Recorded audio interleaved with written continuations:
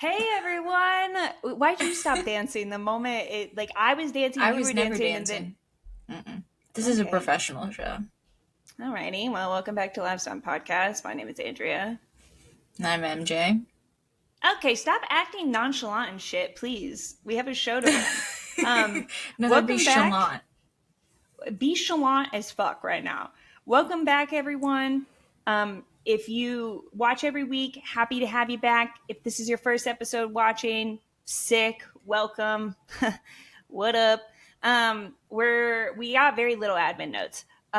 We're gonna be in Phoenix next week. See you guys there. Just a reminder: if you see us, say hi. We have some free goodies that are laps down. We can give you. That'll be fun. What are you looking forward to in Phoenix, MJ? The warmth. Okay, lizard. What else are you looking forward to? I'm seeing Ryan Priest, Okay, give me one more. seeing Scott Dixon. That's good. That's good. I hope we get a picture of Scott Dixon and Connor Zilic standing next to each other. I just want to see something. No, and that's a good point. That's a good point. Interesting. So yeah, we'll see you guys in Phoenix. I am excited because I've started to actually see commercials about Phoenix while watching motorsports. That's good. I'm glad we waited till the week before to advertise it, guys. Really, that's sick. That's really sick of you guys. You guys are driving me nuts. Literally nuts. I've seen Literally. more. Literally nuts. I've seen more advertisements for the fuck ass 250 than for Phoenix, which is like actually at a track that exists with another series. And yet still they're like, and don't worry guys, we're racing at a new place this year. And so my brain's like, Arlington, the one that's happening in a few weeks that we've seen the blueprints for, and they're like, no, straight to Washington DC. I have nothing for F1 this week other than I woke up, got on Twitter, we were at war with Iran, and Charles Leclerc got married. And for some reason, for fangirls, the second one was much worse. They weren't taking that very well. But it's weird that we're a week out from F1 starting. There's no news. There's nothing. What are they No doing? news. No news. No news. I don't know, that is weird. I gotta figure out how that fuck ass Apple TV shit works, don't I? I really gotta sit down and fucking plug Oh, into that, figure out how that works. do you just get on Apple TV and it'll be there? I don't know. I don't know. Apple TV is one of those streaming services I have chosen not to engage with ever. Whenever people go, "Oh my god, you have to watch this show," and I go, "If it's Severance, I don't want to hear about it. I'm not getting that streaming service. It's not real. That motherfucker is not real." That motherfucker? Not real. I have watched, there's one series I've watched on there. It's like a Regency era, like Bridgerton thing. But Is when this I was your on there, Scottish one? no. The Do I have a Highlands? Scottish one? What was that one? Oh, Outlander? Outlander. No, it's not that one. It's a different one. Okay, I didn't know we were making so many of these. But no, frick, we do have to figure that out. Can someone tag us in a tutorial of how to log in to watch F1? Send us a YouTube video or something. I just Send me a video. I don't know how to work it. I had to Google please. today how to turn off that HDR photo thing that you always give me crap about. I was That like, I I gotta always go, figure this hey, out. every single time you send me photos, I go, this is really good. Thank you so much for doing it. Do you think next time you could do it not in HDR? And I go, why is that a default setting if it's so horrible in every That's a way? great question. Apple, we have beef. Anything you want to say about F1? Any thoughts or opinions on Charles's wedding, I guess? I mean, we talk about weddings periodically on here in the context of 4 weddings. Do you have any Right. opinions? I think, do you remember when Ryan Blaney got married and he got married on 12/12 and we're like, that's cheesy. I think driving through Monaco in a Ferrari as the Ferrari driver, I think that's a From little Monaco. cheesy on your wedding. Yeah. Like the Monaco thing's not a huge deal, but the Ferrari thing, I was like, maybe she wanted a Corvette. No, I mean, Also, another thing, top down, with your, like, bridal hair, I would have throttled him. Yeah, she had a slick back. Girl thinks she's like Haley Bieber. Did she want that? Did she want a slick back? A slick back, or did you make her? Were you silent, or were you silenced? They said it's gonna look really cool in the car, in our car photos. I think if I heard that in the planning of my wedding, I think I would maybe lose my mind a little bit. And they didn't even have the dog with them. No, somebody was like, did they leave the dog at home? I was like, probably. I did also see somebody else edited the HP logo on the car that they were driving. That's funny. That was funny. That's really good. And guys, I don't even want to talk about Charles's wedding. Before that one lady that left us a hate comment on the last video we did for saying that all we do is talk about stuffed animals and make women look bad, I didn't even want to talk about this wedding. It's just there is literally nothing else F1 to talk about. Literally nothing else. That was a good hate comment, though. I've been thinking about that one. Guys, be patient with me. I struggle reading out loud. Ahem. This is by Ellie Bell Bama. And they left the comment, you two live up to all the negative stereotypes of female race fans, comma, dear Lord, comma, quote, International Women's Day, end quote, feminist crap and stuffed animals for F1. Period. Lowercase. Because of you, real motorsport, 2 words. Fans who just happen to be female, comma, get mocked, comma, ellipses. So does it no space between the ellipses and the so disappointing, comma, you are both an embarrassment, period. Woke, comma, silly, comma, airheaded, comma, and cringe inducing, no hyphen, period. Hey, at least it wasn't written by AI. No, and that's what I said. I was like, well, good on you for using your own thinker. Okay, the only one that I was like, no, you have a good point, was when they said cringe-inducing. I was like, okay. Well, geez, girly. Didn't have to read me to filth like that.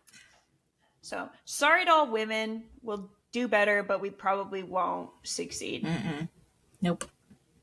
Do you want to talk about IndyCar? Yes, she's back. How much did you miss IndyCar? Honestly, so much. There was a period of time there, the off-season was so long, where I forgot IndyCar existed. Forgot IndyCar existed? Yeah, you're for like a little bit. You're like a baby when they go like this. You go object permanence. They take away IndyCar there? And they stop posting about it. And I was like, I used to have a lot of fun, but I don't remember doing what. I don't know. You know, like they make jokes about like people, they're like super depressed, and then like there's one day that's above 50 degrees and they like remember why life is worth living. I feel like that's you every time we get to the streets of St. Pete. You go, oh shit, I remember, I like this. Wait, that's good. That's really good. do like motorsport. Yeah. No, I was excited. I definitely feel like I was craving a little bit of IndyCar. I'm happy she's back. I did watch practices. Did you watch practices? Be honest. I watched second practice, most of first practice, but I did it with headphones on, so I didn't hear it. I just saw. Can you explain what that means? Because I asked you something about the truck race, and you go, "Oh, I didn't hear it because I have headphones on." I go, "I'm watching with headphones on." Can't you hear with the headphones? Isn't that what? Well, I'm listening to other things. No, so like when I watch sports, usually I'm listening to music because I don't like what the commentators are telling me most of the time. You just don't like what they have to say, so you just listen to something else? I'll just listen to music because I'm like, I can see it with my eyeballs. Like I don't need you to explain to me what happens. That's insane. I had no idea this was happening. It's always been like that. Every single time I've watched Atlanta, it's been mute. I've not heard. You never headphones on. I don't know what the tell her. No, I was like, I know how this ends. I know what's going from here. Okay, well that's interesting. I didn't know what that meant, but now I do.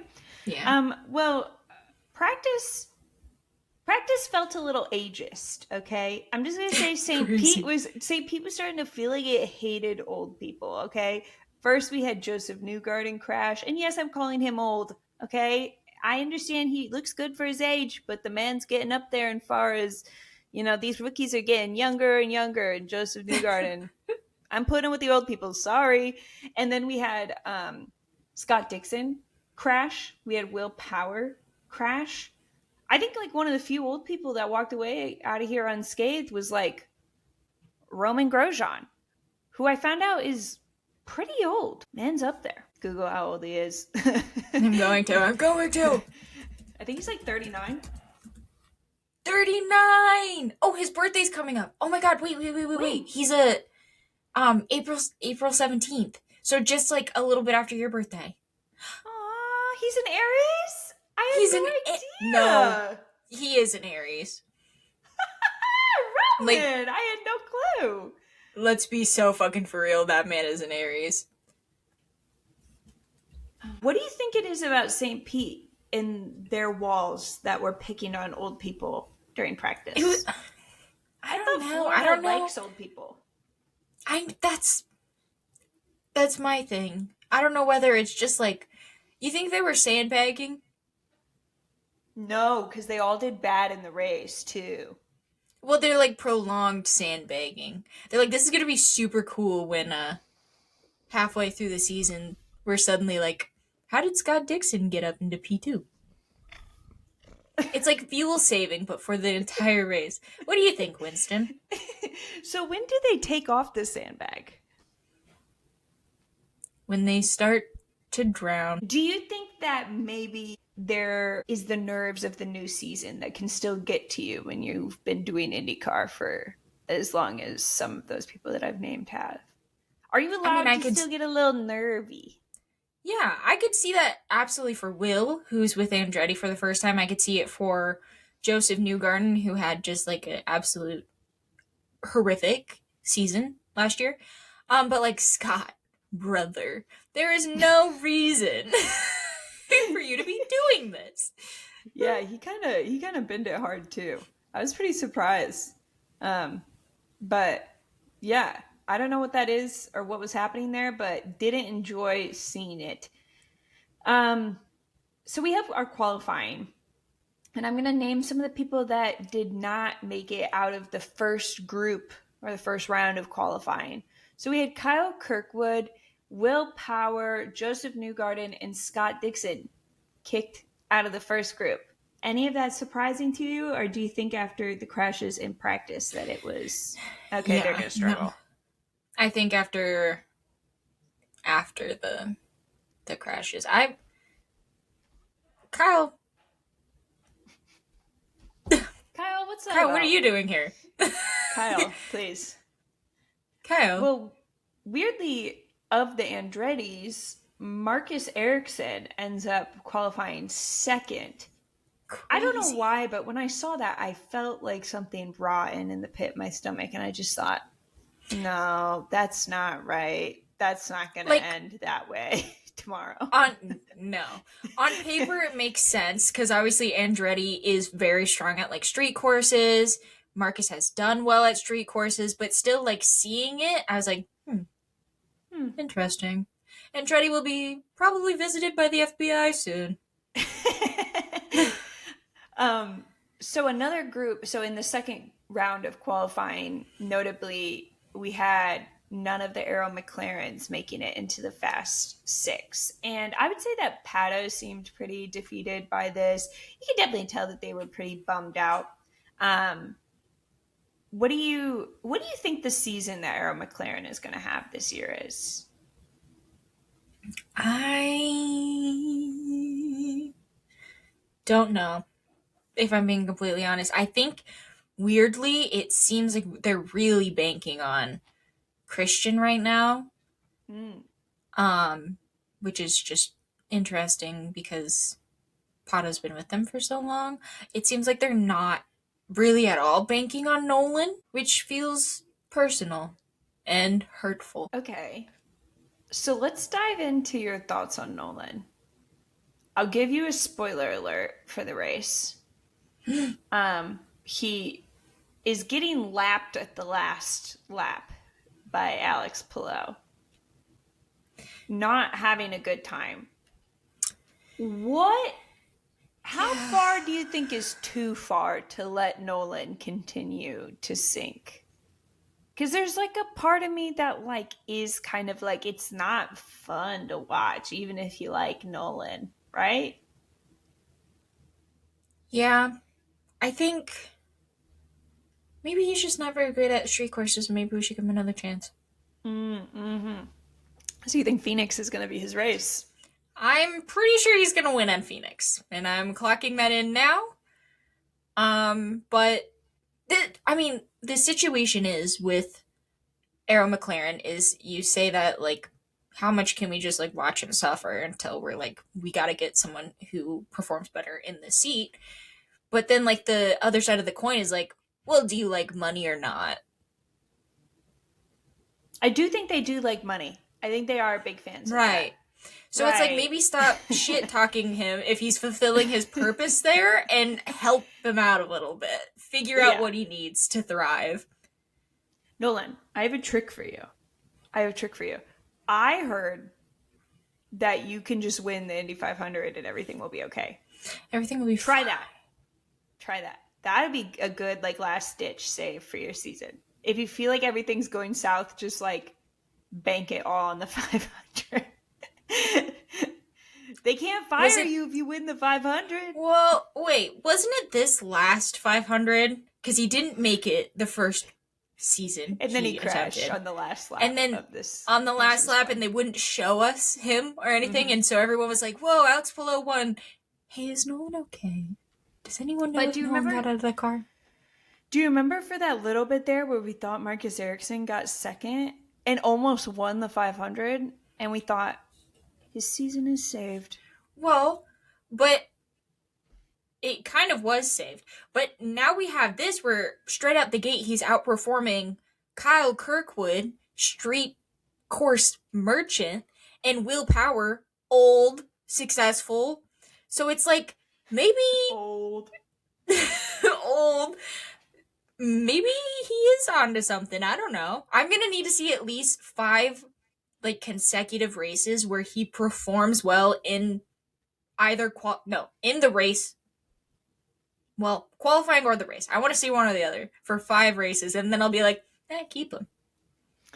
I will say just one critique of the Fox broadcast. I will say that during the qualifying, it's very hard to follow why some people are doing so exceptionally well in qualifying. And I do like wonder if there is something more to like the tires that they're using and not using, for example, that could be making the difference.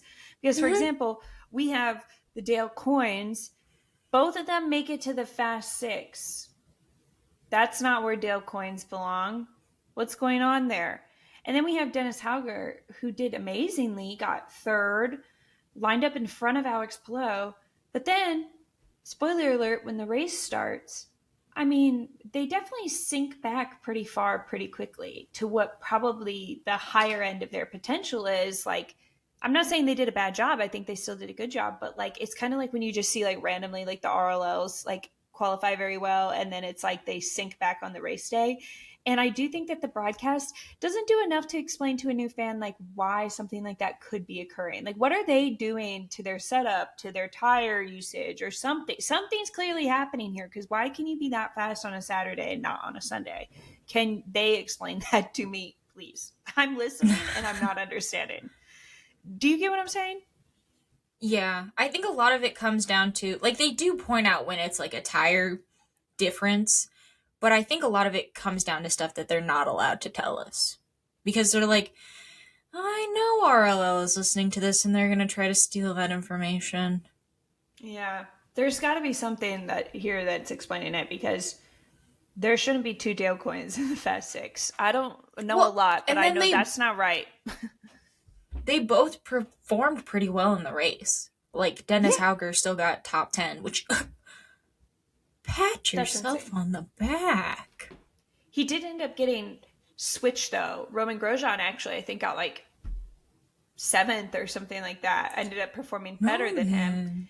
Which, by the way, we didn't get any camera time or any conversation in the commentary during the race about Roman Grosjean. And I was like, excuse me, guys, I think he's putting up a heater right now. Like, I think we need to talk about it. Like, what is Roman Grosjean up to? I know it was great stuff. They should have talked about it or shown it to me. I didn't see anything. At the end of the race, I go, what the hell? How did he get up there? Should have put him on my fantasy. I did put him on my fantasy, I think. Of course you did. Rats. Okay, do you want to talk about the race? Yeah. Okay, wait. Scotty Mack got pole. Should we mention it? It was the same as last year. He got pole. A child appeared. They put the sticker on. It was the same as last year. I was like, guys, beautiful. You guys could just play the footage from last year. It was the same thing. So congrats to Scotty Mack. Okay, pre-race show. First of all, why before IndyCar is there 3 hours of paid programming about retirement accounts? What do you think that's about? Is there nothing that Fox can think of to play in the mornings? Like, this is Fox. Like, this isn't even FS2. This is Fox. And that's what they're playing right before the race? I thought we were supposed to get a pre-race show. Was I lied to? Like, where's the whole, like, you know how, like, NASCAR race day exists? Yeah. I thought we were going to do that. Yeah, it's in the same plans as the Freedom 250, and they just haven't put it out yet. It's just absolutely rotten that people pull up to watch IndyCar, and if they even show up a couple minutes early, they're watching paid programming about a retirement account. It just does not give this is a serious sport. It gives like this is trashy F1. That's what it feels like. I'm like, why am I watching this? I want to take you seriously, but you guys got to fix that, please. Let us know if you need somebody to host the pre-show. Happy to do it. Okay. We have Jack Harvey walking around. Did you watch his grid walk? No, I tuned in at the green flag. Okay, now I'm going to have to act it out for you, and it's not nearly going to be as funny. So basically, there's this guy, Jameis Winston. I don't know. He's a football player. People like him. He's like seems like an unwaveringly positive type. And they do the grid walk with him. And he just steals the microphone from Jack Harvey. And I go, you can't do that. I want to hear what Jack has to say. They're like, nope, Jameis is the star. And they go to Dennis Hauger and they give him like a 5-minute pep talk, this Jameis Winston guy. And he's like, nobody respects rookies. I was like, that's a weird way to start this. He's like, you can do anything you put your mind to. Age is just a number. I was like, that's not what that saying means. And then he just like keeps going and going and going. He's like, the time is now. Like, you can do it. Everybody believes in you. And I was like, whoa. And Dennis Hauger, I don't think he knows who this man is at all.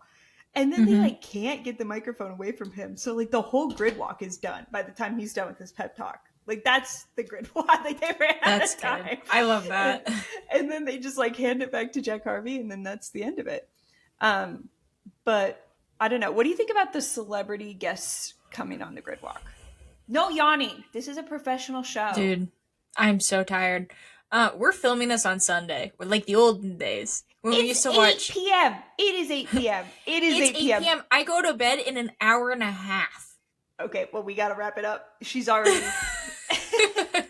I'm sleepy. I'm cool with the celebrities on the grid walk as long as they're celebrities I like.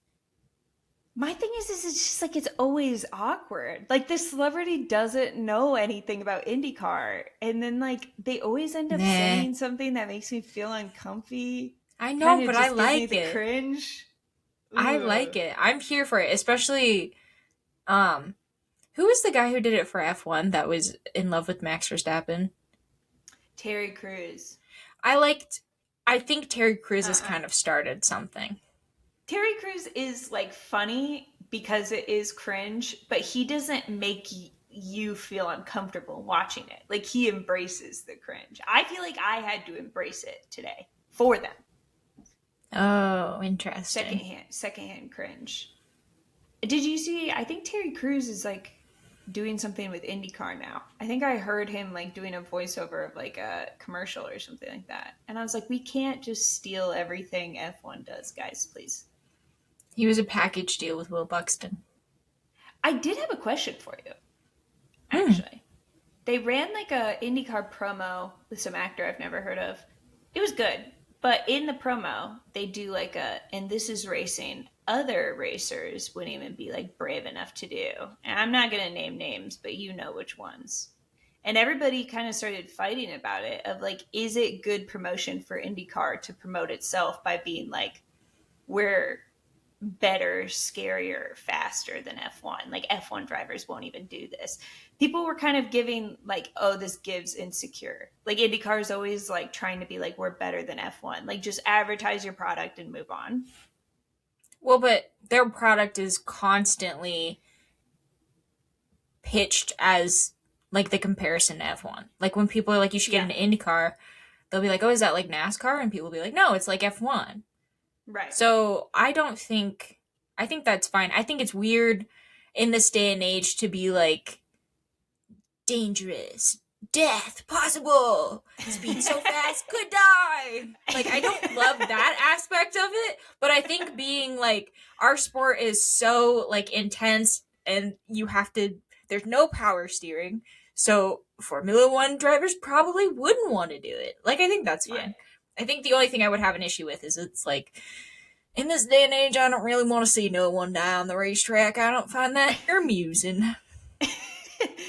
Yeah, I get where you're coming from with that.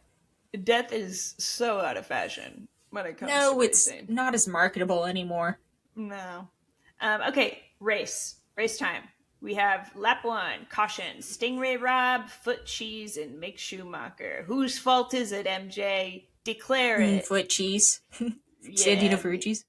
Go yeah. around him, dude. You should have seen him going straight for that wall, locking up uncontrollably, going straight for that wall. If you were a good race car driver, you would have avoided. What is it Ayrton Senna says about the gaps or whatever?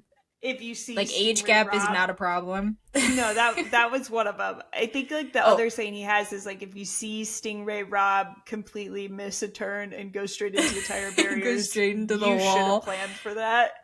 Go around. Go around him. Stingray was fine, so how could it be his fault? No, at the end, Stingray was like, "That one was on me," and I was like, I know, "No, we decided." it's like- We were like, Stingray. We decided it wasn't on you. Don't worry, honey. Stingray We was already like, took care of it."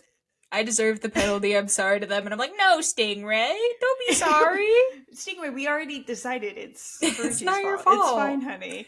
I do feel very bad for Mick. I saw somebody post the video of his after medical center interview. There's something funny about having to hear him talk about Stingray Rob and Santino Ferrucci. I think that's quite funny.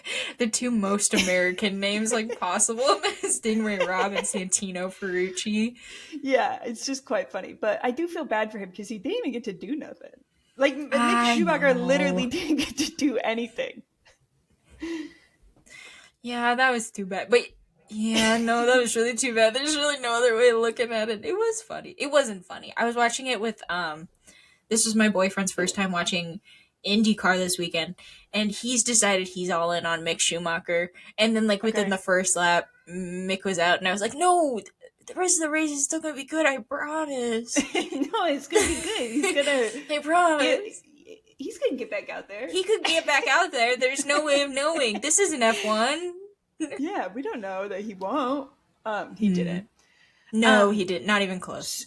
So we're throwing him out next week on his first oval race, and he has turned like basically less than a lap of actual like car in race. What's the worst gonna happen, really? I think it's gonna be fine.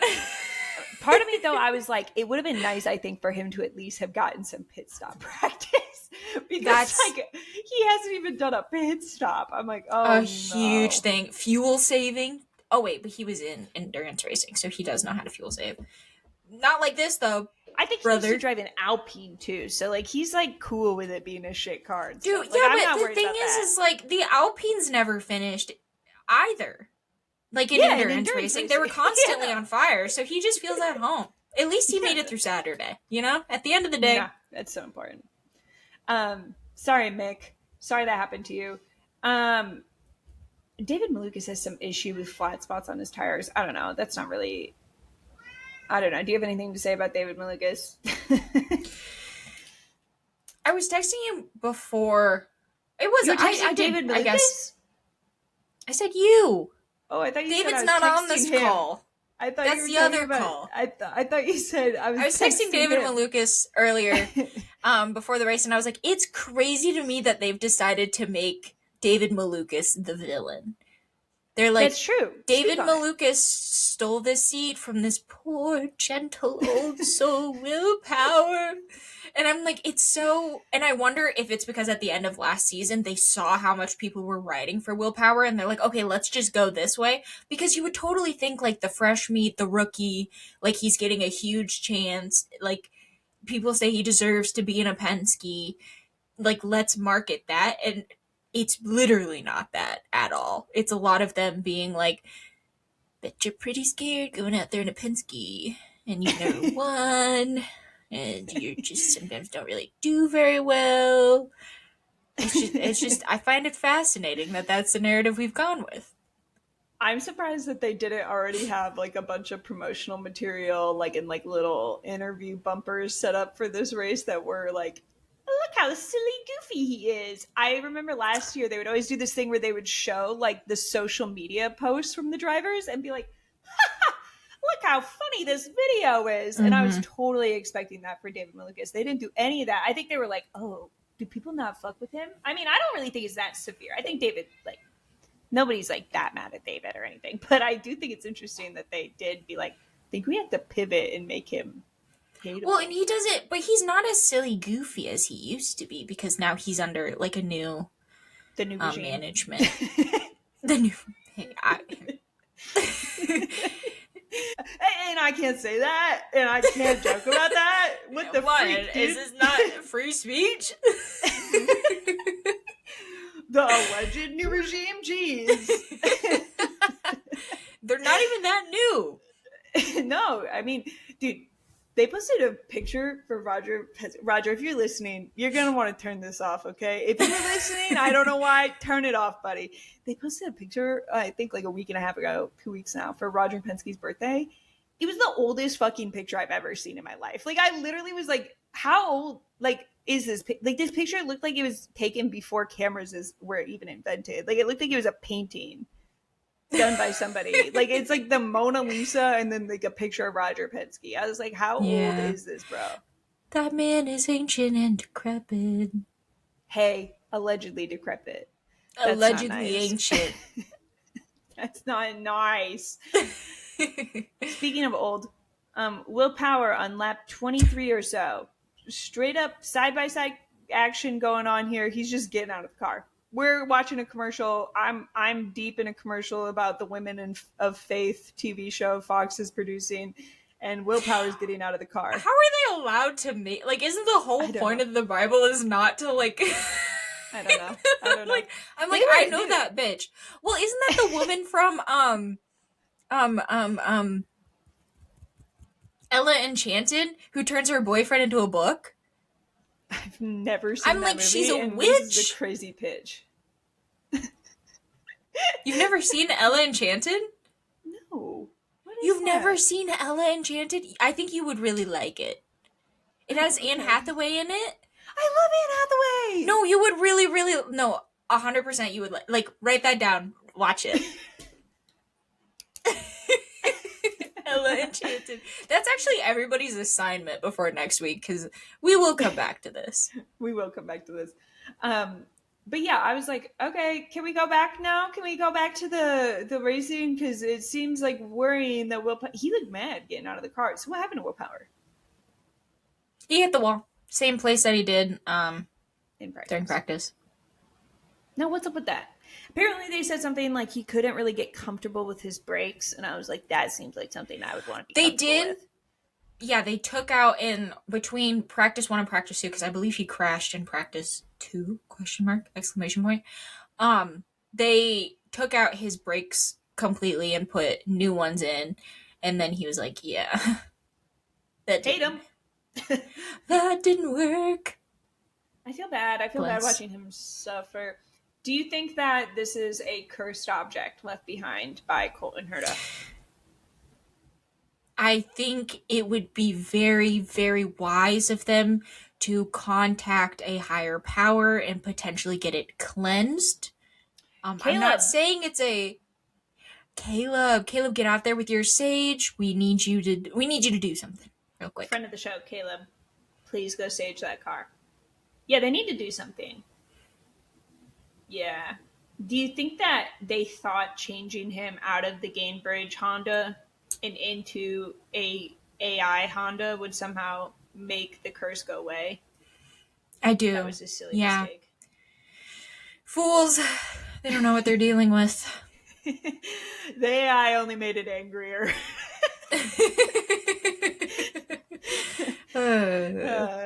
Anywho, Christian Rasmussen crashes. Same. I mean, he didn't crash in the same place as he did in practice, but he did spin. He kind of got tapped into the spin by Kiffin Simpson. Kiffin was on a freaking. He was on a tear today.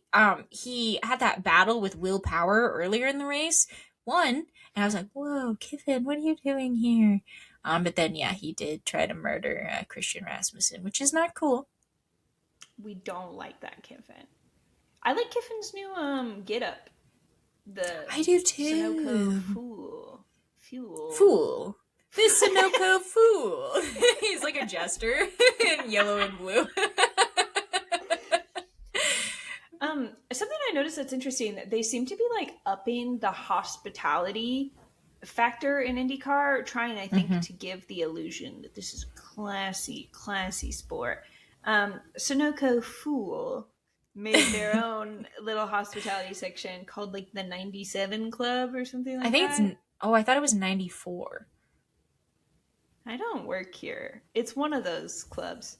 Better than the 27 Club. That's the one where you die. What do you think would give the illusion of class that IndyCar should go for? What do you think IndyCar is missing to appear classy?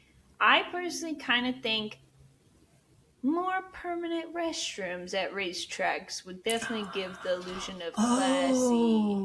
We should influence them to do more of that. Less porta potties, more real potties. Yeah. That's what classy sports do. I also think if more of the owners had felonies. That's classy. Like whether it be embezzlement, like white collar felonies. Classy. I think that would give, the illusion of class that people crave from F1. I also think it would be very classy. Sorry, guys. I just can't. I think it would be very classy if the parking wasn't in a field. That doesn't give class. Mm-hmm. Not classy. No, I agree. Field parking is crazy. It's so hard. I drive a little Ford Focus. She cannot get out of a field if it's even slightly moist. We're camping. Don't worry, I got us a big old car for Phoenix. Because it famously rains in the desert. Duh. We're going to be in a field. No, of course. Dude, you know what I want to do while we're in Phoenix? You know that rock everybody goes and sits on? The Grand Canyon? The hill? Yeah. Everybody watches the race in the Grand. No, I'm talking about that mountain, that little hill by the racetrack. I have no idea. Whatever. I'll talk to somebody else about my culture. I'm tired of talking about things that you don't understand anything I'm saying anymore. I have no idea what you're talking about. Whatever. I'm tired of it. I thought I was talking to a real motorsport fan, but I'm clearly not. Okay. Well, let's talk about the Marcus Ericsson of it all. Okay. So there's one point where he is on an out lap and Rossi is behind him, but like not at all on the same strategy, not doing the same race. And for some reason, Marcus Ericsson is like, "You're not going to pass me," and throws like a crazy block on Rossi. And I was like, whoa.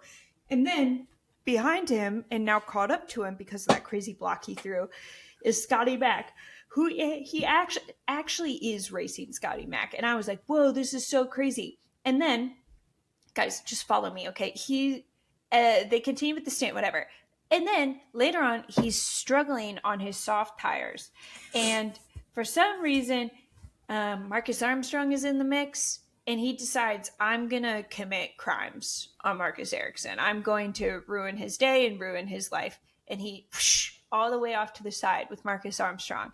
And in doing so, Marcus Armstrong gets kind of run off the track, passed by both of the McLarens.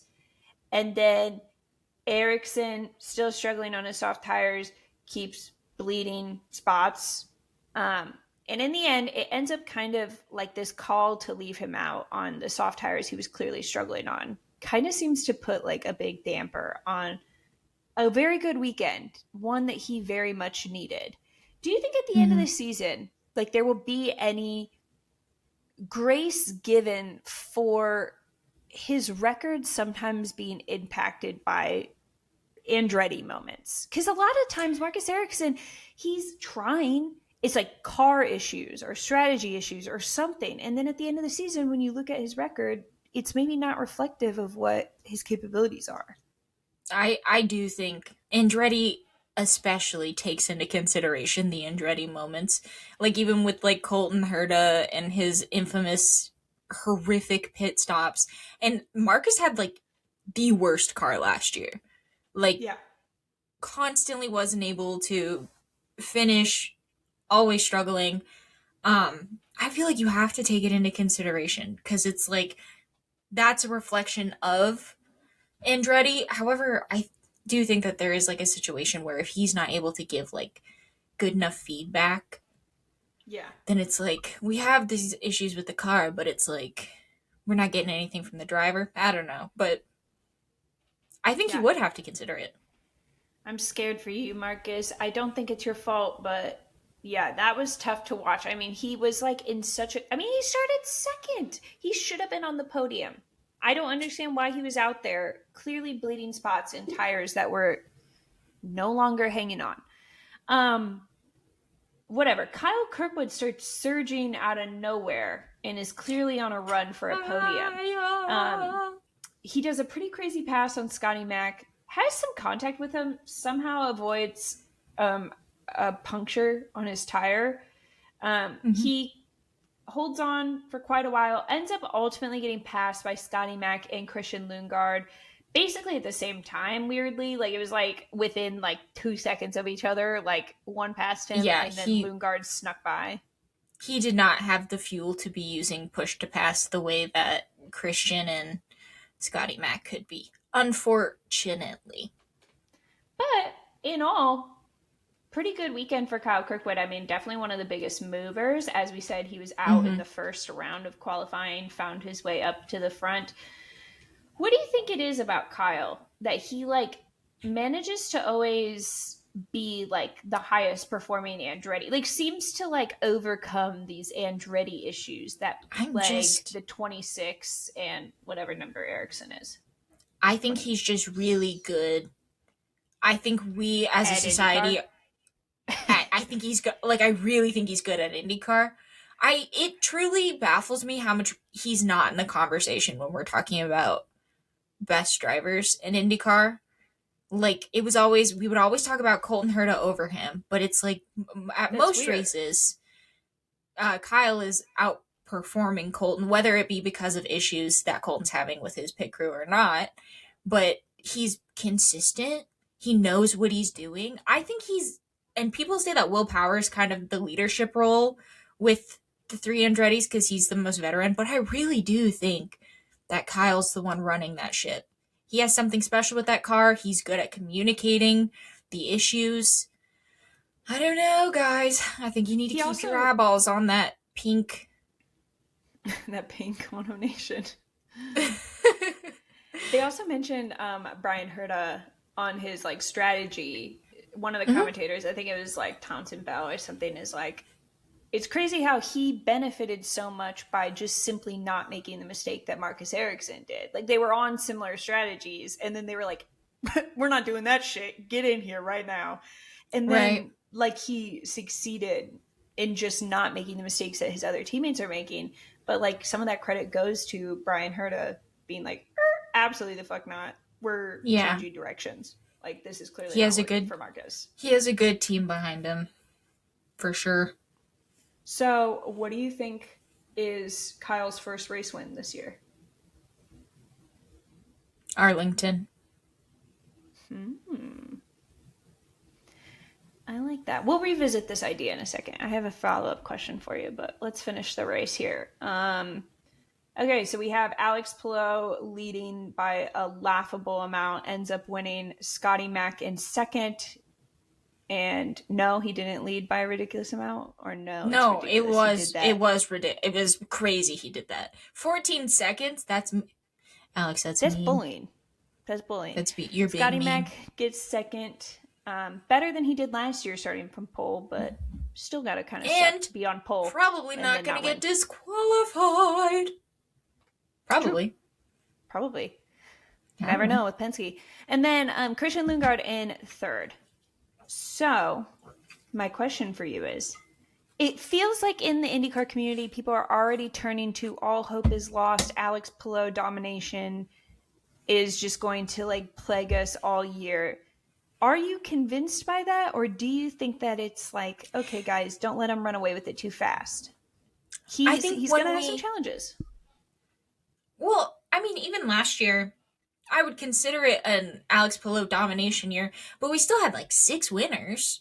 So it's like domination means something a little bit different in IndyCar than it does in F1. Because like when there's clear domination in F1, it's like that's it. That's all you're getting.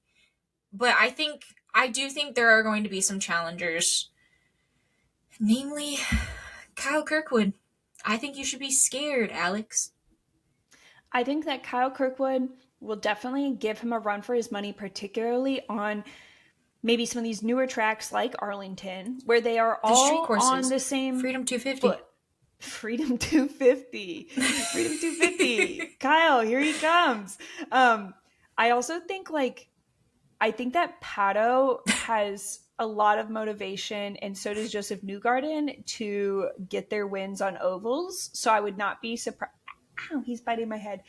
I would not be surprised sorry, that's my cat for the audio listeners, just biting my head. I would not be surprised if we had a new winner as early as next week.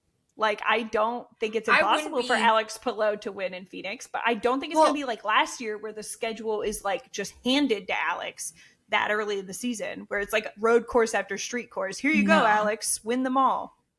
I do think that we will see a different winner next weekend, especially because of how the Penskes were looking during testing.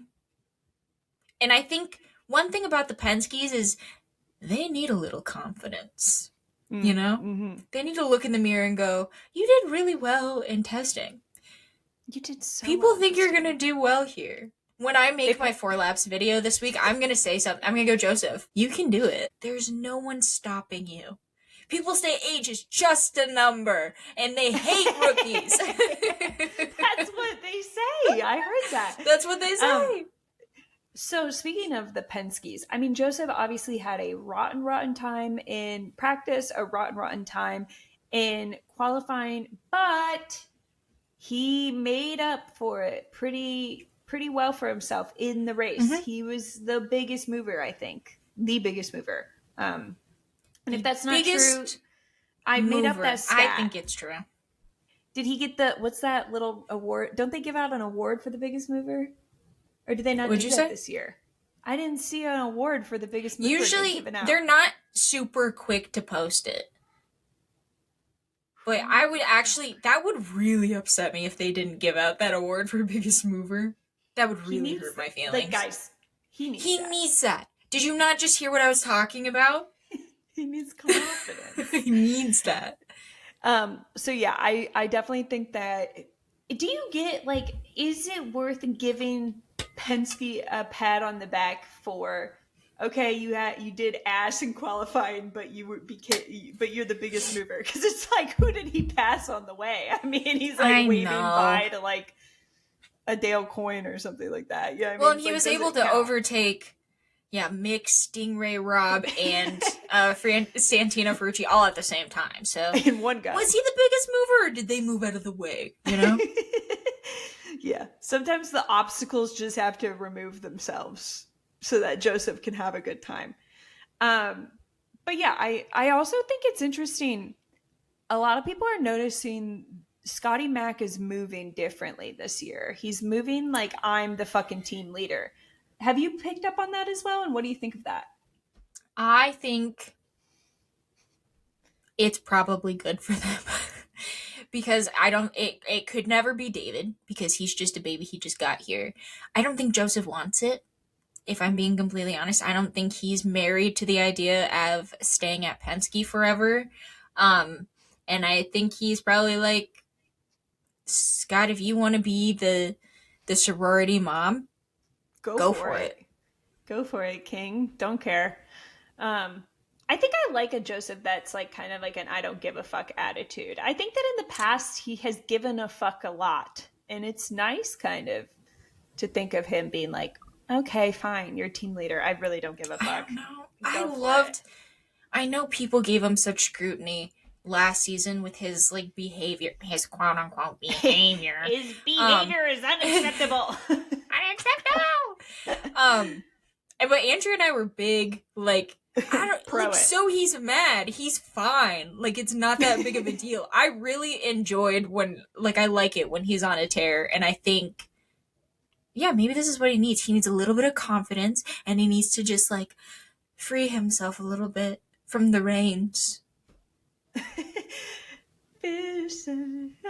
Feel the rain on your skin. No one else can feel it for you. You can let it in. Come on, Joseph. No one else. Come on, Joseph. Sing with us. Sing along. Feel the rain on your skin. That's really good. That's what he needs. That's what he needs. Oh, you gave him the biggest mover award too. Hauger finished top 10, started from P3. I think we expected that. Rinus VeeKay. I didn't expect that. No, I expected him to move down the order significantly. Start third and 10th. I didn't expect to start third. Thoughts on them continuously calling him the Norwegian Nightmare? You don't like it?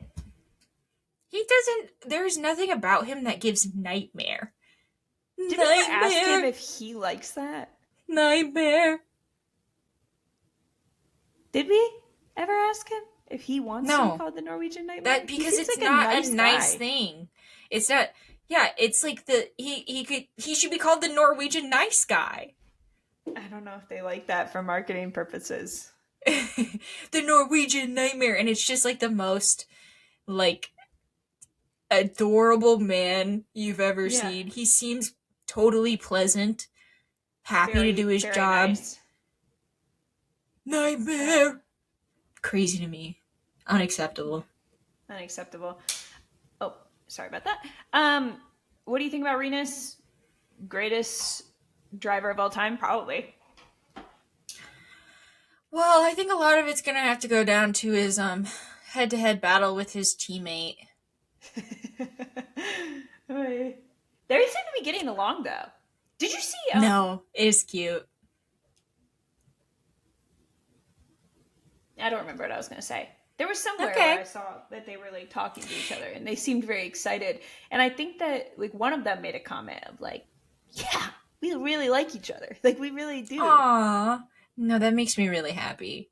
It does trip me out that neither of them are green. I think when they submitted Rinus VeeKay's new car, his new livery, somebody in that room should have went, have we considered that this looks exactly like 7 other cars on the grid? There are so many orange cars. Like, not completely orange, but like the red car is an issue, but the orange car, we have to talk, they're sneaking up. Talking about the big issues, MJ. I like that. I like that. Anywho, anything further to say about IndyCar? I like it. Oh, okay. That's good. Yeah. Okay. So are you placing your bet that Joseph's going to win in Phoenix next week? Yeah. It's either going to be Joseph or Mick Schumacher. Could go either way. It could go. Look. Listen, I'm placing my bet 6-7. I'm placing my bet that Mick Schumacher's gonna. I'm placing my bet that Mick Schumacher's gonna get pole next week. The thing is I'm so afraid to not think he's going to get pole every week because once I did that, and then what? Dude, I miss Prema so bad. I miss them so bad. There was, like, we only had 2 yellows today. We could have had at least 4. Mm-hmm. No, I miss feel them like so I feel like bad. we're missing them. I definitely feel like I didn't get time to mourn them properly. No. I And really they wish still like might. we could have been told like they're not coming. Baby, I there is want to no hear it from plane. them. Yeah. I want to hear it from them. I want them to look me in the eyes while holding my hand gently and being like, Mama just can't afford for you to do dance this year. Do you think that's what they did to Rob? Yeah. And I don't think they told Callum. Like, I think they said that to Callum Robert. Yeah, Robert. They're like, honey, this rap career is really gonna have to work out because the driving one isn't. We need you to start help us paying rent. Because they literally built a facility in North Carolina. That's crazy to do. Do you think that, okay, let's think of all the things Prema could have done to cut costs so that they could still be here. I'll start. Not have a... No, I start. I have something important to say. I think the launch party hosted by Will Buxton was too much. Too much. I think they didn't need to pay a reserve driver. No, that's good. I think it was crazy that they just refused to have sponsors. That was crazy. That was crazy. That was crazy. They didn't need to import most of their team from Italy. You didn't need that. I think the after party in Nashville with Waka Flocka might have been too much. We actually put too much money into Waka Flocka, I think. Yeah. No, these are all good ones. I think all of these things we could have maybe cut. I don't know if it would have been enough, but it would have gotten us there. Would have gotten us definitely somewhere more than where we're at now, which is just kind of like they're not going to be at St. Pete, but that opens or leaves the door open for them possibly just like randomly showing up at some races. Yeah, and that's what to it which sounds I ask, like. What is the point? That I think, okay, that's a great question. Do you think there is a point to them randomly showing up to races after this? Because the issue is with the way the championships are, I mean, unless the drivers do really freaking well. But you have to be in the top 22 to get any of that leaders circle money. And it's like, you're not putting... Oh, yeah, you're right. So the only way that they would earn money is if they, like, won the championship. Unless they're doing this, like, unless they're coming into this season being like, we're only going to run a few races, but they're going to be, like, heavily sponsored. Then I could see it, but I just feel like if you weren't going to take a sponsor for the Indy 500, I don't know why you would. It's just, it's so hard for me to understand Prema. I think don't come back at all this year. Sell what you have to other teams to run additional entries for the 500. Because I want more people to run the 500. They were hoarding, remember, a bunch of the like stuff for the 500s. Right. So it'd be nice for them to sell that off. And then like maybe in the future we can try again with a new team. I do think that if IndyCar continues to grow, there will be an interest for people to buy into it. But I just think like right now it's like we're good. Like they were like talking on the broadcast. They're like, Prema is probably going to make an appearance later this season. I was like, it's is really okay. Like, you really I don't. just don't. The championship isn't set up for it to be beneficial to them to run part of the season. Like, it's already not super beneficial for them to run without charters. But then it's like, not only are you not running with charters, you barely run it. Yeah. No, and I agree, Winston. Yeah. I agree. Okay, so IndyCar NASCAR crossover. Did you watch the truck race? You did watch it with headphones on. I did. Whatever with that headphones means. Now that we've established that that's how we watch things. That's helpful context. I didn't know that this whole time. So Dario had fun, I think. Him and Jimmy Hinch were our IndyCar representation. What did you think about the truck race? I thought it was fun. I thought it was a lot of chaos. I felt really bad because they kept talking about how hot it was in there. And I was like, I'm just trying to have a good time. It's like when you go to the zoo and people are like, you know, they're never going to see their family. Like, this is all they know. The animals? They just When know. you go to the zoo? Yeah. No, they're talking about the animals, and they're like, they're just gonna live in a cage the whole time. It's like, yeah, well, okay, well, I was gonna enjoy seeing some pandas, but now you got me all sad. That's how I felt trying to enjoy the truck race when they're like, sweltering heat, there's no airflow, drivers are complaining about not feeling well, and I was like, okay, well, maybe keep it to yourself. Yeah, I did feel bad. They kept cutting inside of Dario's car and our They truck, did and not look well. He looked like he was not having a good time. And then afterwards, he's sitting on the ground, not looking good. And the reporters are just talking to him like he's not sitting on the ground, not looking well. This is why you and I are not good as like journalists when we go to these races, because it's Right. like we don't think you should talk to them if they look like they're struggling to stay alive. Right. Yeah. Yeah. I saw that Jimmy sat down with him, Jimmy Johnson. I was like, oh. What did you think about he had quite a crowd of people. Like he had like Tony Kanaan. He had like a bunch of people like just hanging out in his pit box. And there was one point they showed where James Hinchcliffe and Dario almost made contact, but they almost like took each other out of the race. Yeah. And they cut to the pit box and everybody's like, oh shit, look at them. Whoa. And I thought, like, this is so beautiful. Do you think that this should be a tradition? Should we have the St. Pete truck race? I liked it. Yeah, I definitely think. Did you see what Mr. O'Ward was saying about how this truck race made IndyCar kind of seem like a support series? Oh my God. I tweeted about that. I'm a chronic tweeter and deleter, guys. If you guys ever see a tweet from me and you think, that was risky, screenshot it. It'll be deleted in literally 2 seconds because I will tweet something and then like a minute later delete it. But I was just like, dude, like, he said, like, I don't like how we have to act as the support series. And I was like, then stop acting like you're the support series. Nobody thinks you're the support series. I was going to say, I didn't ever get that vibe.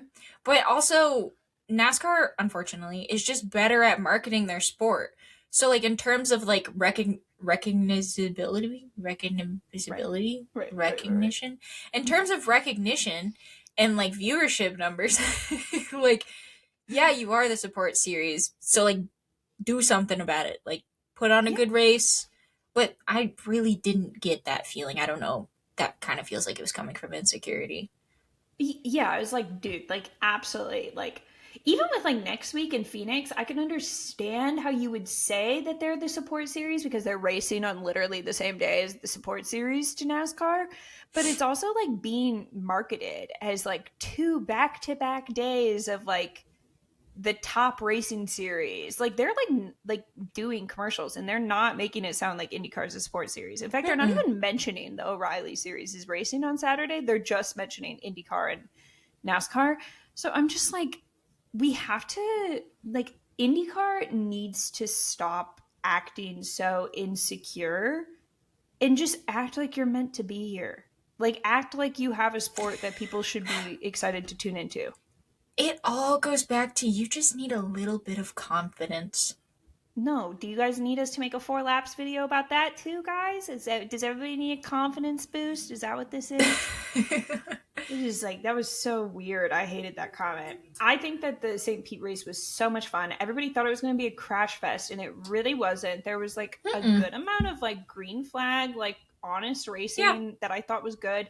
You even had like, sorry, you even had like the stars of the race, like Jimmy Hinch, have some momentary struggles, and he still managed to fight his way through the field and make his way back up to the top 10. And it was a lot of fun to watch. I liked Yeah. it. St. Pete, come back for the trucks. Love Yeah. it. Good product. Big fan.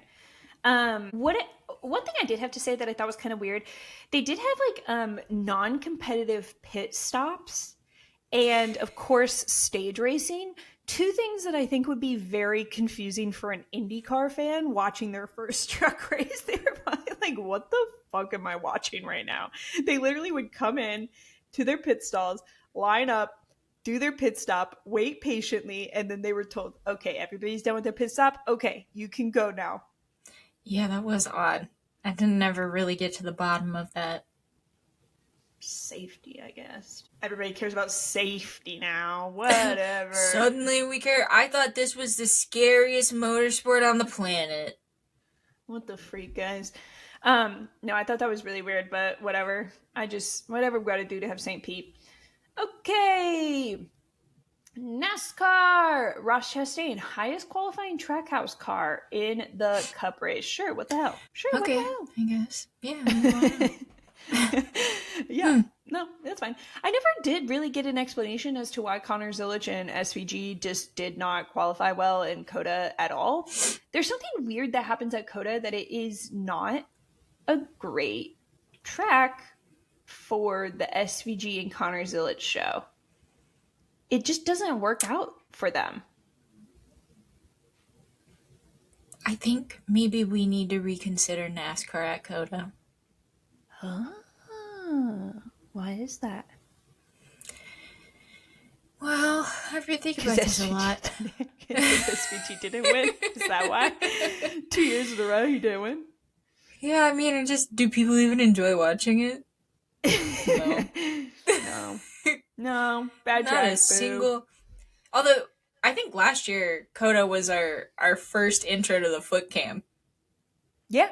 No, and I think that was good, but better on different tracks. You know what I mean? Sure. I think that they get kind of spread out in COTA, and it's really hard to like see. Like they don't get smashed up. Like there's no like racing. It's just like a single file line, very long. Not a whole lot of passing, and I think it's also, from what it seems like, because it's so like spread out, that the drivers who don't do well on road courses really struggle on this road course. Whereas I felt like at the Roval, even if we're getting somewhere on the Roval.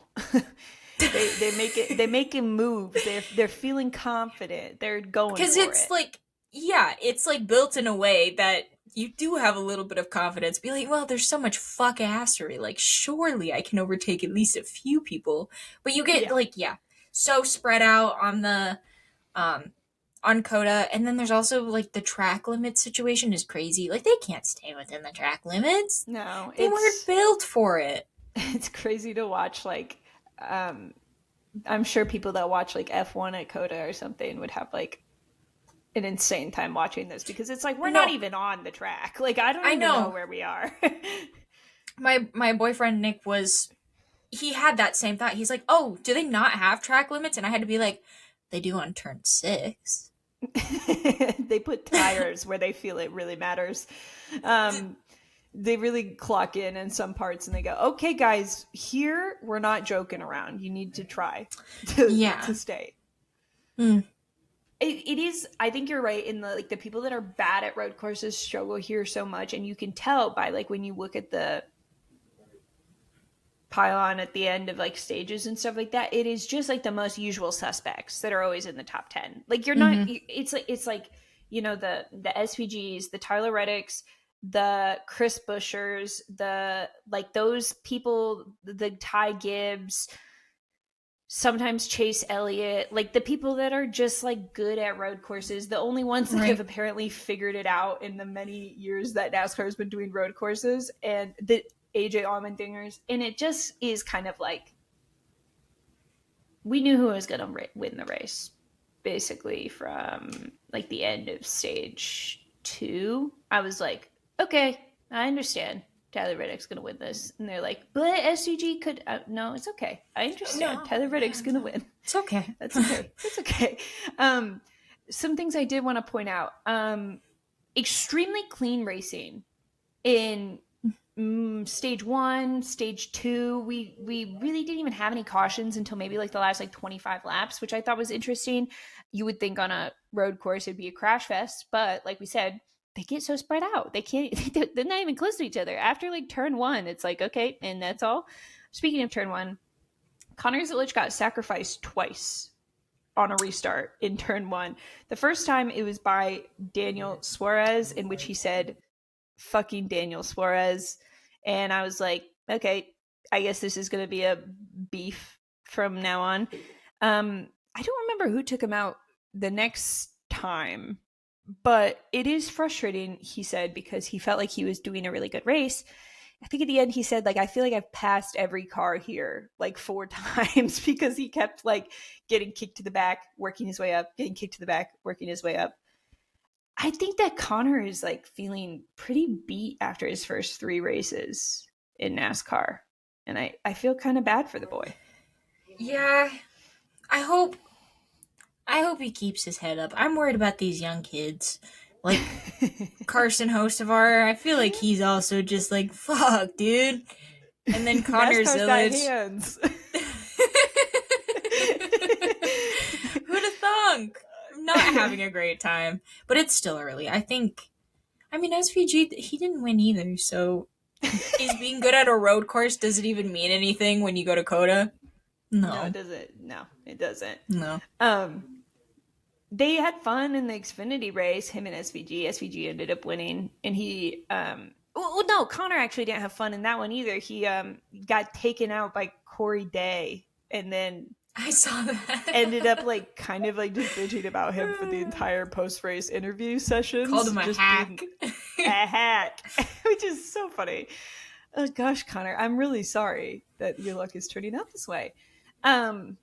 So I don't know, that was interesting. There's another thing I wanted to bring up about this race, which is the cool suits failing. So we saw early on, they said something about Kyle Larson's cool suit failing. I heard something about maybe Priest's cool suit failing, which was, what's very interesting is that there was an entire saga happening with Alex Bowman that they did not mention once in the broadcast until like literally they were like, it's reached the point where there's now a secondary driver going into the car because Alex Bowman is doing so poorly because of the heat. To be honest, I was really having trouble understanding how hot it was until we were getting to the point where Alex Bowman was struggling so much he got out of the car. And then we saw after the race, AJ Allmendinger literally fainted. Like they just cut to him like laying on the ground. And I was like, hello? What the fuck is going on? What do you think about the Alex Bowman saga? Sad. Usually sad. Him on I was watching it because I have Jeff Gluck and Bob Pockrass's notifications on because I'm a big fan. So I knew Bob. It was happy birthday, Bob, and Willpower, and Justin Bieber. It's the big 3. The Holy Trinity. But so I was kind of keeping in check with the saga because he had said like I'm not feeling well, and the spotter and the crew chief were just like, okay, well if you need to stop, like it's your call, like do as much as you can or whatever. And then finally he was like, yeah, I can't do it anymore. And they're like, just do a couple more laps. We've got what is it called? A relief driver coming. And I was like, whoa, I didn't know we were doing this.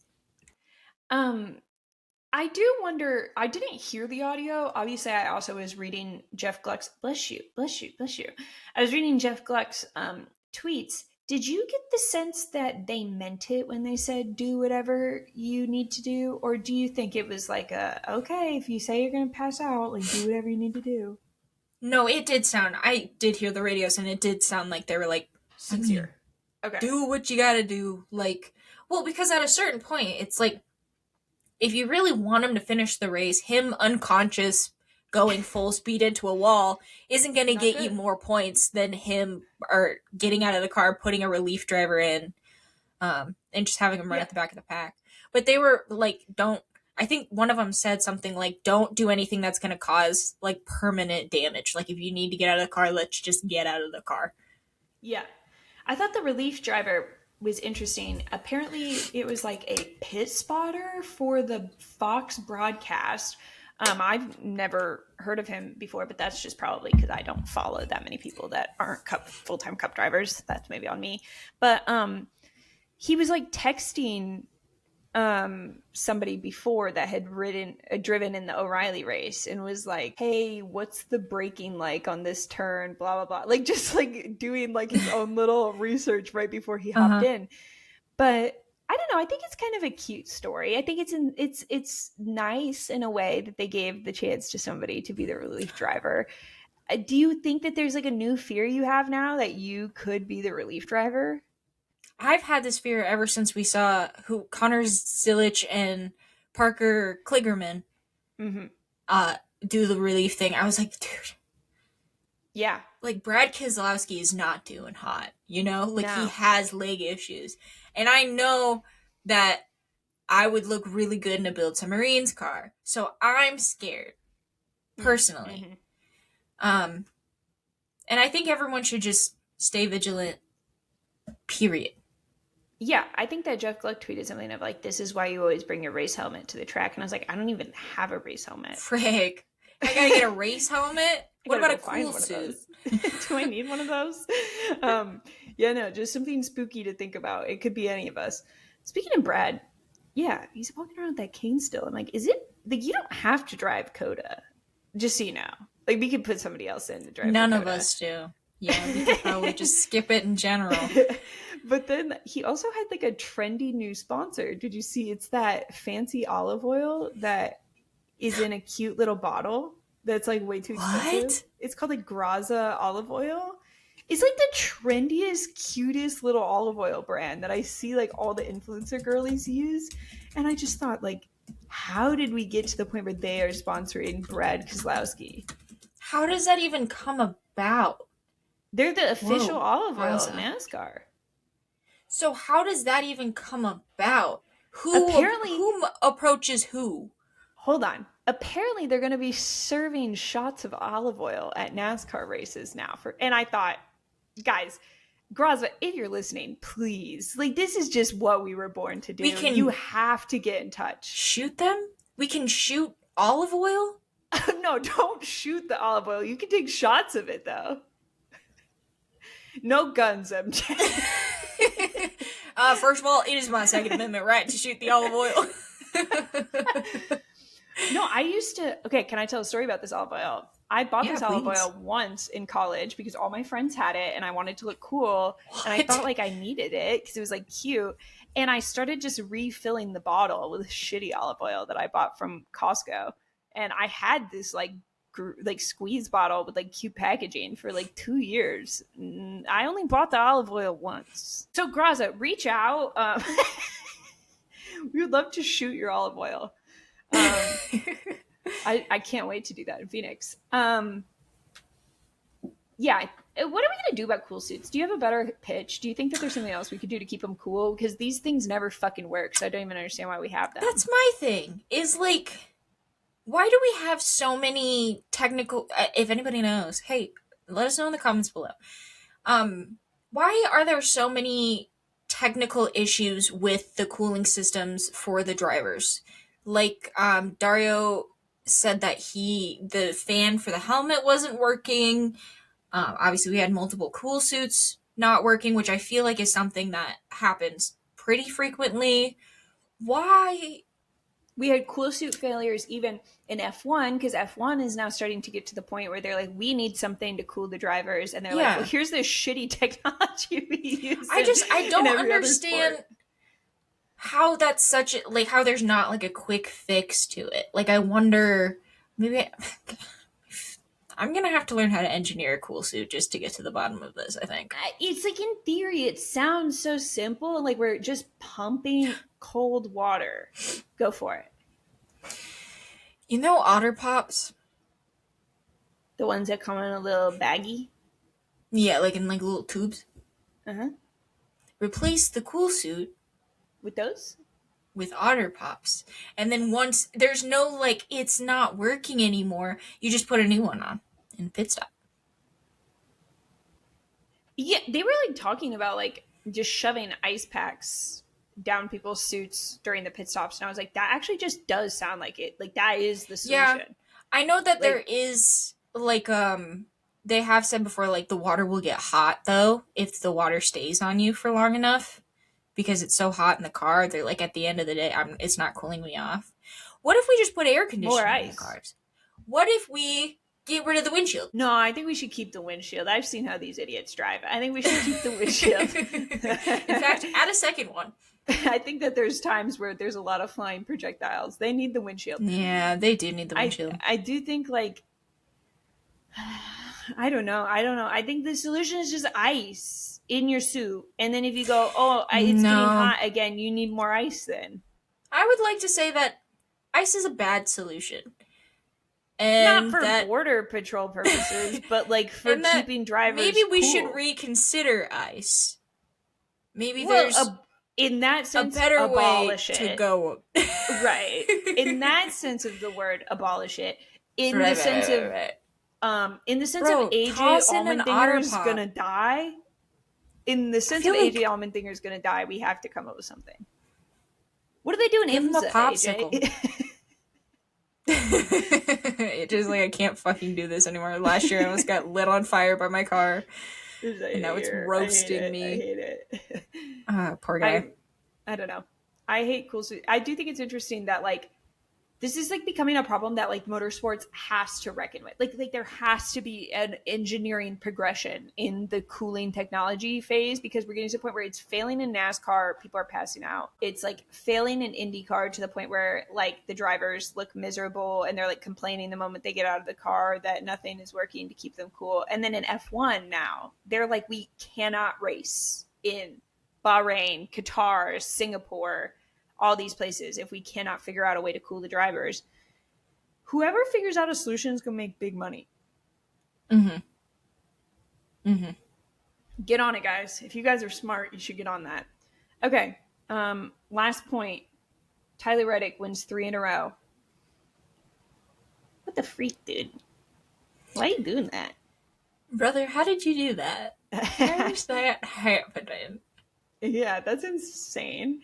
I mean, there's a little part of me that's like, I don't think he can do it in Phoenix because it's definitely going to be a Penske or at least Penske a Ford is going to win. Yeah. So 3 in a row is probably where it ends. It's still insane. Michael Jordan said he's going to be at Phoenix because he thinks he's a good look charm. And what I would give for an MJ and MJ picture, please, please, I need an MJ and MJ picture. If we see him, we have to be brave and ask for it. I feel like my name's MJ too. Everybody thinks people keep congratulating me on my success this year, and I have to go, no, the other MJ is much taller. I saw this crazy Facebook post that just like popped up on my feed though, and I wanted to ask your opinions on it. Somebody says that they think that NASCAR is scripted and that Tyler Reddick going 3 for 3 in the first 3 races is a product of the lawsuit, and it was like required that NASCAR script the races for Tyler Reddick to win because of the lawsuit. I'll leave you to think on that and decide whether you are pro or against that conspiracy theory. Are you telling me that NASCAR told Riley Herbst to sacrifice himself and Chase Elliott so that... No, I think it's too obvious. And I think if it were scripted, each of the 3 drivers would have gotten a win. If we see a Riley win, we know something is afoot here. There's someone behind the keyboard. Sorry to the one Riley Herbst fan that reached out to us. Bless your heart. Sorry. You seem lovely. I have no issues with you. I just think sometimes he's not good. But I think he's doing a lot better this year. Right. No, I think that that's true. I think that if we were rigging stuff because of the lawsuit, I could see the 500. But what reason would they have to rig Coda? Wouldn't I mean, they also have to give Front Row Motorsport some wins? So, like, when are we seeing, like, a Todd Gilliland win? Todd Gilliland win, please. Noah Gregson, you know? Prove it. NASCAR must pay the price for its monopoly and give us a Todd Gilliland win right now. Get Todd to victory lane immediately. Please, quickly. No, I love Todd. He needs a win bad. Yeah. And one last thing.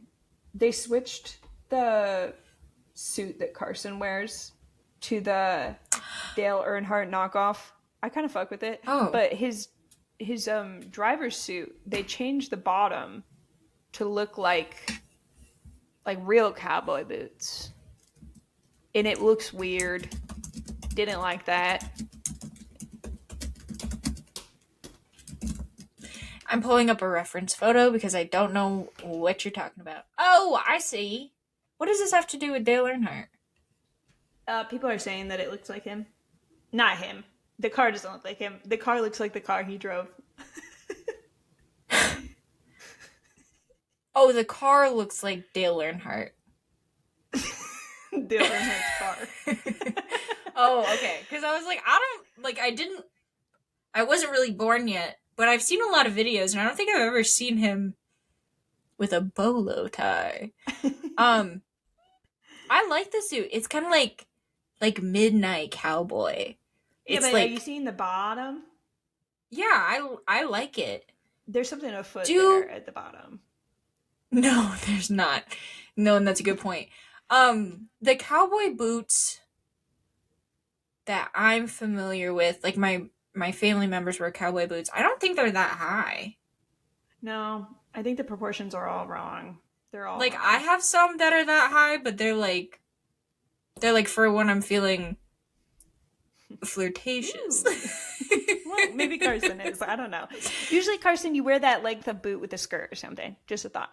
Exactly. Not like a jean tucked into it. No. Okay. Right. Cool. I know. I also don't think they tuck jeans into boots. I think the thing is you're supposed to put them. Yeah. Right. Okay. His boot cut, please. Have you learned nothing, Carson? God, it's so annoying having to teach you everything. Lord. Zara Larsson, you familiar? This one? The singer? Yeah. She's going to be in Phoenix on March 8th, which is the day of the Cup Series race. Do you think that we could convince her to come to the track in the morning and sing Midnight Sun before the national anthem to the United States of America, probably? In replace of the national anthem. Yes, I didn't do. Say that. I didn't want to be problematic. I said it. I'm saying it. And then, yeah, it was just an idea I had. What's she doing in Phoenix? A singing. Is she have a concert? Yeah. Should we go? No, that's so bad. We can't go to the Zara Larsson concert. No, we can't go to the Zara Larsson concert. We can't. Unless. And next thing you know, I'm the Lush Life dancer. Now you're giving me a rush. A Lush Life. I'll just practice just in case. Just in case. And I'll bring my race helmet to the Zara Larsson concert just in case. Because Jeff Cook said we might need it. I don't know when I'm going to need it. Okay, that's the end of the episode. Next week, we will be filming an episode together in person. First time ever for Laps Down. First time ever. This is actually the first time Andrea and I are meeting each other. Don't lie. I don't like liars. I don't know. I wonder how many new people we have. Maybe they don't know we know each other. But that we've met each other. That's a lie. Liar. No, it'll be fun. We're going to Phoenix. We're going to make lots of okay content. Follow us on our personals. Follow us on our togethers. At Laptop Pod, obviously. Do you think that people that listen to this podcast that don't really follow our personals know that I unironically get called Apex Andrea sometimes? I think that like that's like kind of a weird thing I don't ever acknowledge Oh, when I people guess do you it. always say that your name is Andrea. You don't go by your stage name like I do. But like people that follow me from my personal, they know me as Apex Andrea. Yeah, I know you as Apex Andrea. Am I in your phone as Apex Andrea? Can I? Do you want? I could make you Apex Can Andrea you on make my it? phone. Can you make it Andrea parentheses Apex or Apex? put in the company Apex? Apex. Oh man, I wish I had a cool name like that. You do, Michael Jordan.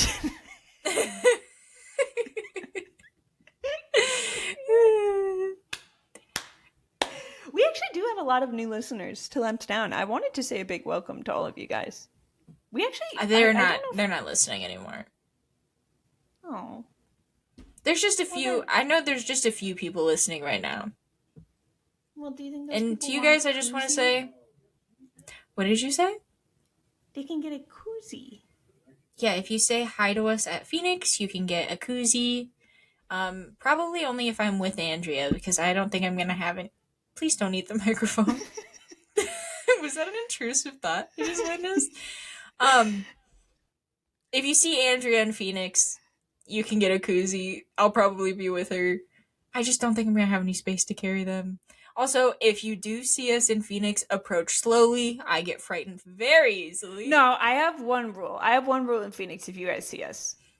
There was somebody who's very kind. She actually doesn't listen to the podcast. She only knew me from my personal TikTok, which I always think is insane when people do that, who approached me in the bathroom. That's actually a no-go zone. Let's wait till we exit the bathroom, and then I would love to talk to you. I actually think the bathroom is a quiet time. I need we this don't need time. to talk. We don't need to talk in here, and that's okay. I always just get that's my nervous only when rule. people come up to us. I'm like, oh, they're gonna fight me probably. no, MJ, why would they do that? I'm always so nervous about having to do hand-to-hand combat. Okay, we gotta go. We'll bring your helmet. Okay, bye. I'll have my helmet. Bye.